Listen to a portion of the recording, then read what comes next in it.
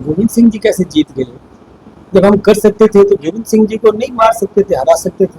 मतलब मारने का मतलब हराने का मतलब है मेरा। अशोक गहलोत जी कैसे जीत गए? राहुल गांधी जी कैसे जीत गए? तो इनको विचार करना चाहिए। प्रियंका जी कैसे जीत गई? करना होता तो हम गट डहाते ना।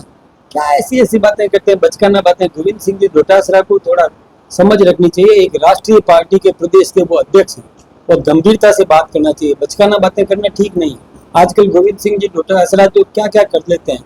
कभी तो आसन पर पहुंच जाते हैं, आसन की तरफ हमलावर होकर के और आक्रामक तरीके से विधानसभा में स्पीकर के ऊपर चढ़ जाते हैं। ये क्या बात है? कभी कभी शब्दावली इतनी हल्की ले लेते हैं। देखिए बाद में भुगतना पड़ता है, शब्द कभी जाते नहीं। जैसे गहलोत साहब ने कभी और सचिन जी के लिए नकारा निकम्मा कह दिया था, तो वो शब्द कभी जाते नहीं।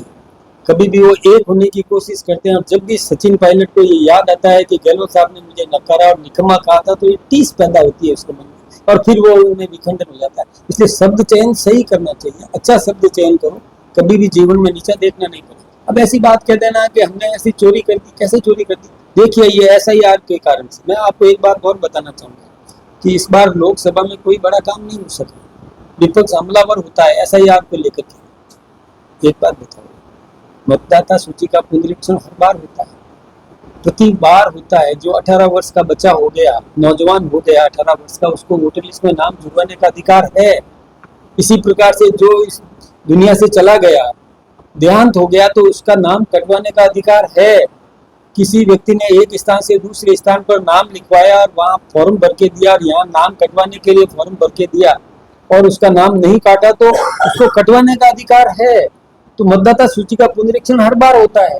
अब इन्होंने रोहिंग्या और बांग्लादेशियों के नाम बिहार में लिखवा दिए, तो उसका बड़ी मात्रा में वोट मतदाता सूची से नाम काटा जा रहा है।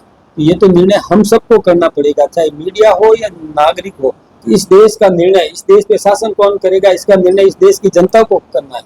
तो रोहिंग्या को करने का अधिकार नहीं मिलना चाहिए, बांग्लादेशी को इस देश का राज करने का या मतदाता सूची में नाम जुड़वा करके और मत प्राप्त करने का अधिकार नहीं मिल सकता है। इस देश का नागरिक ही इस देश पे शासन करेगा। ये तो हम सबको सुनिश्चित करना चाहिए। पता नहीं कांग्रेस को क्यों पेट में दर्द हो रहा है, वो हार रही है जगह जगह। पहले कभी किसी कई प्रांतों में शासन करती थी, अब छोटे से स्थान पर कुछ कर रही है।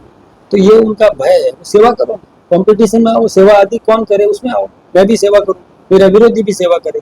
मैं कोशिश करूं कि उससे ज्यादा मैं सेवा करूं और वो कांग्रेस ये कोशिश करे कि मेरे से ज्यादा वो सेवा करे। आओ ना सेवा में कंपटीशन में आओ।